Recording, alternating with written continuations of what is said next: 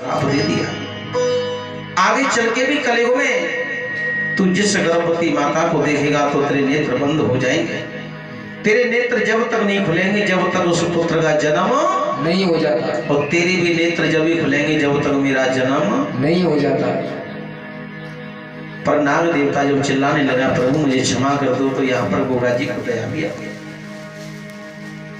गोगा जी ने कहा भैया ये श्राप में वापस तो नहीं ले सकता, ये तो मैंने तुझे दे दिया, पर तू अपने मन में ये सोच रहा था कि मेरी संसार में पूजा कैसे होगी। गोगा जी ने कहा अगर तू मेरा ये काम कर देगा तो मैं तेरी घर घर में पूजा करा दूंगा।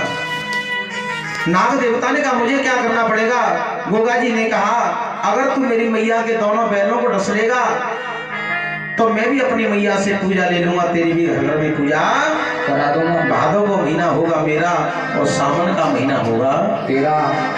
नाग देवता का सावन के महीना में कौन सा दिन आता है? नागपंचमी। ये नाग पंचमी। ये नाग पंचमी श्री नाग देवता की मनाई जाती है। प्रेम से कह दो नाग देवता महाराज की।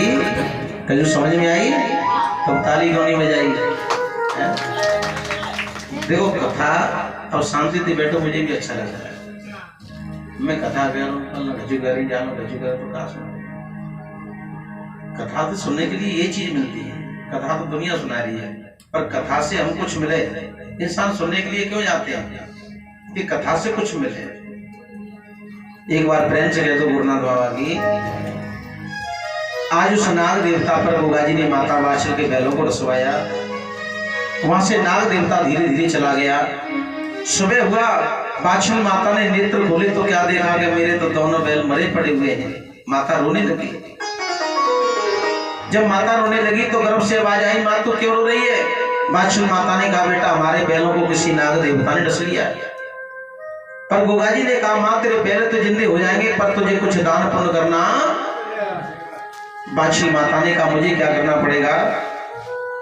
तो गोगा जी ने कहा मैया तुझे क्या करना पड़ेगा वो सुन। और गोगा जी अपनी मैया से क्या मांग रहे हैं कि पांचे की रात मां ज्योत जगवाओ।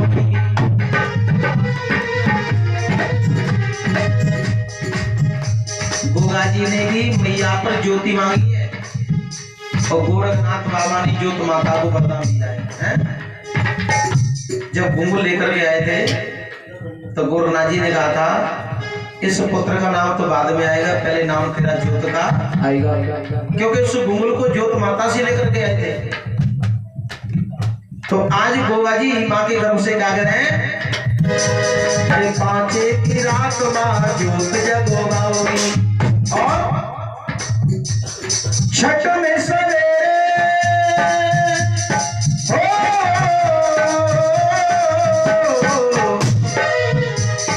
छठ में सवेरे या भोग जगवाओगी। पांचे की रात माँ ज्योत जगवाओगी। पांचे की रात माँ ज्योत जगवाओगी।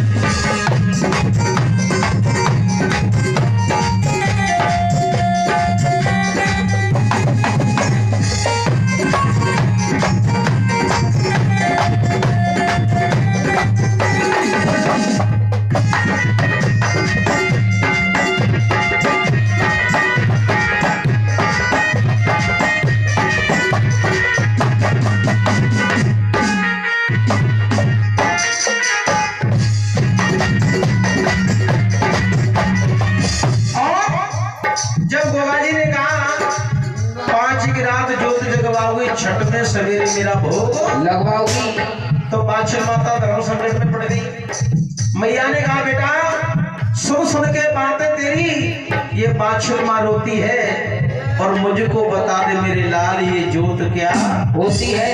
ना तो कभी देखी ना कभी सुनी और कैसे होगी और कौन करेगा। तब गोगा जी ने कहा माँ सुन, अरे गोरख बाबा को माँ बुलवाएगी, गोरख बाबा को माँ बुलवाएगी। जंगल में मैया मेरी ज्योति जलवाओगी, जंगल में मैया मेरी ज्योति जलवाओगी। जंगल में मैया मेरा डमरू बजवाओगी, जंगल में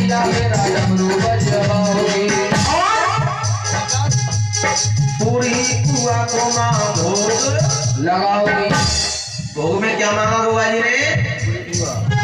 वो भी कितने? 1.25 मन का भोग चाहिए भैया। कितना? तो माता तो घबरा गई। बादशाह माता ने कहा बेटा हम तो राजा हैं, 1.25 मन को नहीं, हम तो और भी ज्यादा लगा देंगे। और आगे चल के कलयुग में जिस भक्त पर अगर 1.25 मन नहीं भयो तो वो तो तेरे डमरू भी नहीं बजा पावे। कहते कि मैया ने घटाते घटाते 5.25 से मैया ने और भी कम किया। तो गोगा जी ने कहा मैया मेरा भोग कम से कम 1.25 तो होना चाहिए। 1.25 किलो आटे में आधी पूड़ी और आधे होगा। ये गोगा जी ने कहा अरे पूरी पुआ को माँ भोग लगवाओगी, पूरी पुआ को माँ